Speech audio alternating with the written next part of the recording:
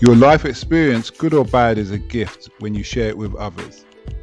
At Taxi Chronicles, we allow real riders with real stories to share their gift. So hopefully this episode will intrigue, enhance or inspire you. Don't forget to like, share and subscribe.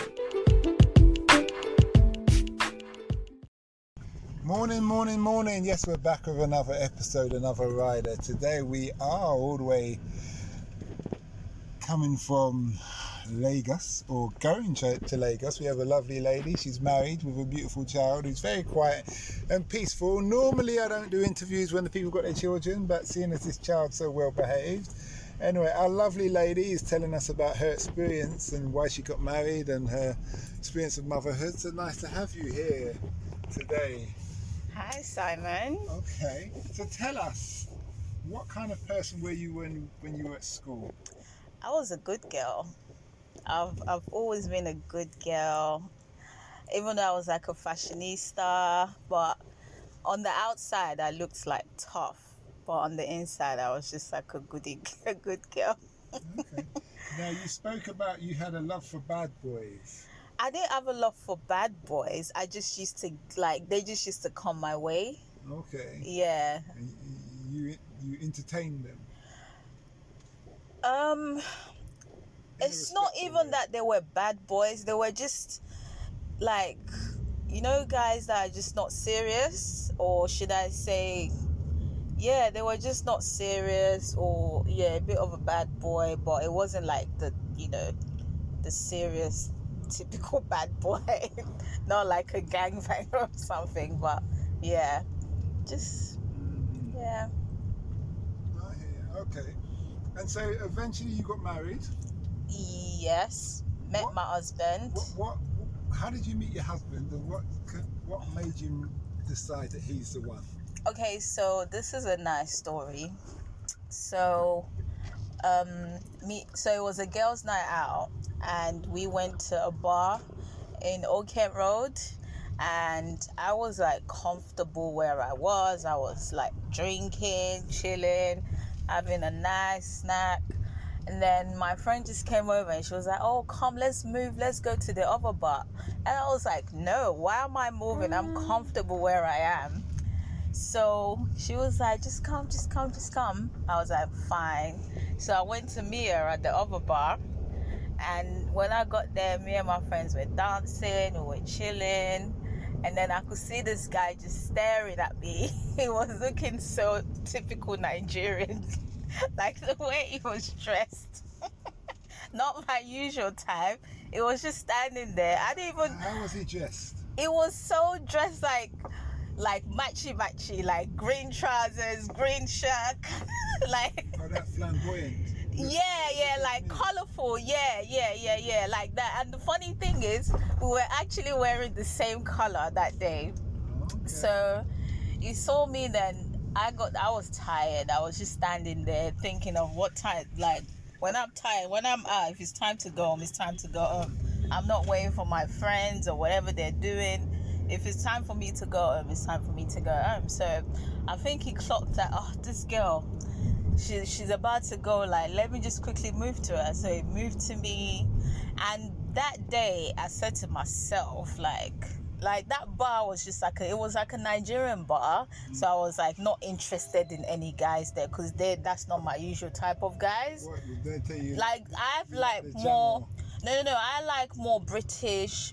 Like I grew up like in Nigeria. I was a British born, but I grew up in Nigeria, and then I came back when I was 10, 11. So I've got a bit of both. So I like to date guys like that they're a bit like me. They're like half Nigerian, half British. I don't like just typical Nigerian. Do you get what I mean? Yeah. So we met, so he was talking to me, and I was just, I don't know, I was just smiling half of the time. I wasn't really even interested. I was just smiling. I don't know why I was smiling, but he was talking to me, and it was time for me to go. And he wanted my number and his battery had died. So he said to me, can you call me?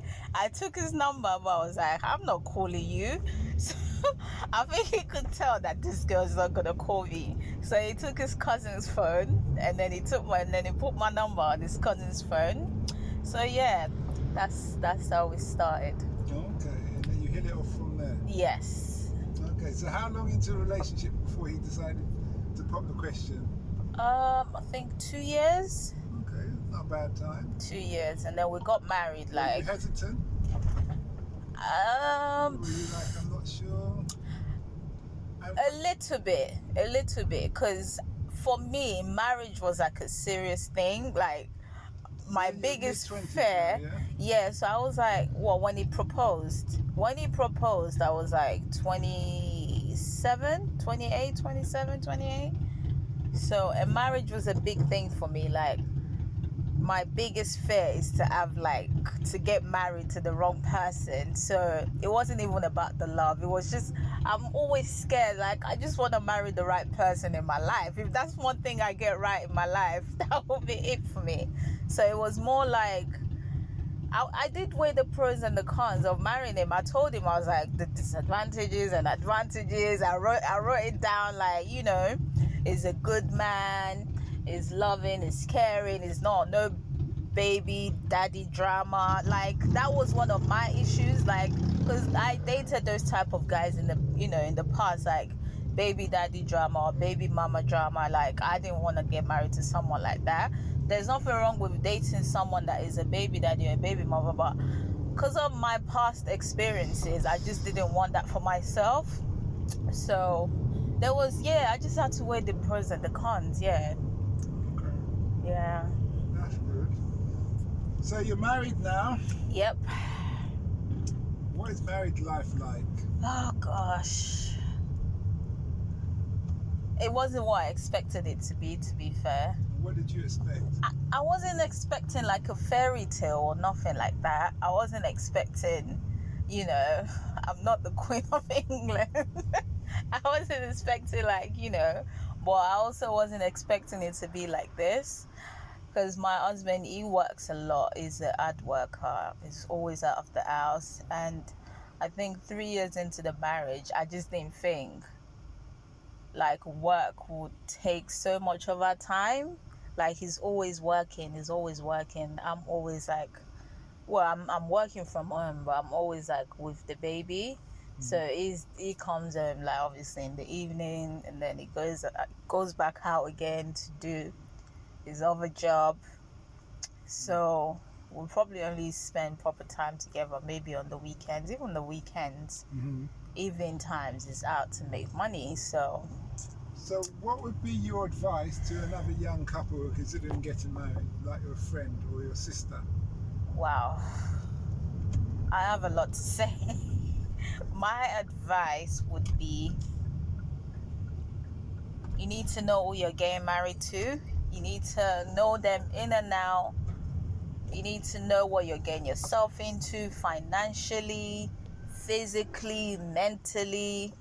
Because financially, you guys need to know what you're getting yourself into. First of all, you need to talk about finance.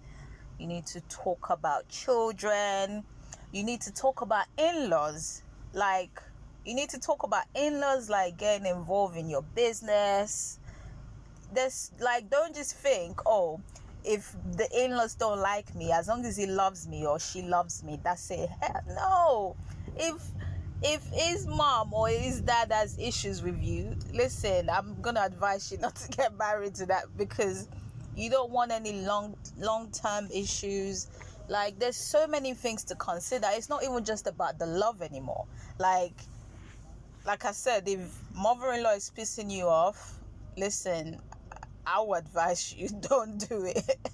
You need to think about finances, children. You need to think about even little things like dates. You need to think about that. You need to think about so many things. So take your time, get to know the person, and that's it. But at the end of the day, they say love conquers all, but I guess so. If you could do it all again, would you? And if not, is there anything you would change? Yes. So at the moment, me and my... do it all again? What, marrying the same guy? Yep.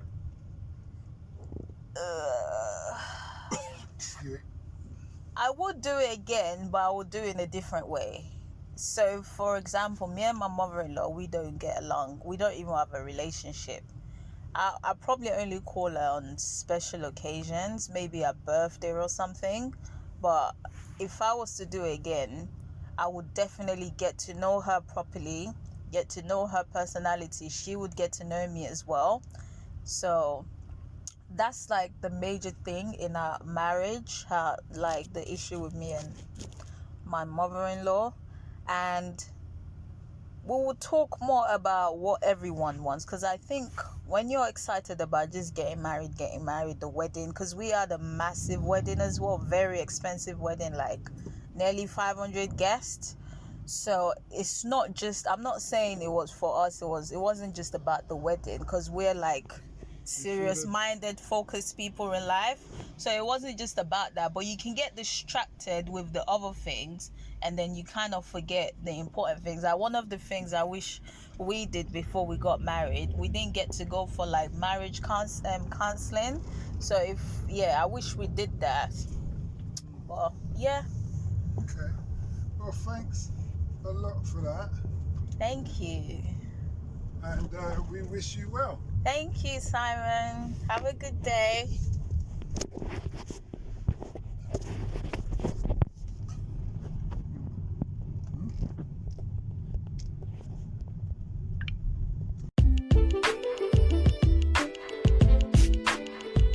We hope you liked that Taxi Chronicles interview.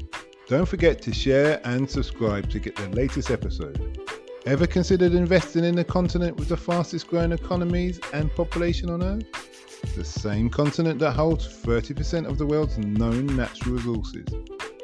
Listen to our sister podcast, Africa Investor Stories, where you hear real investors with real stories from around the world share their experience of investing in Africa.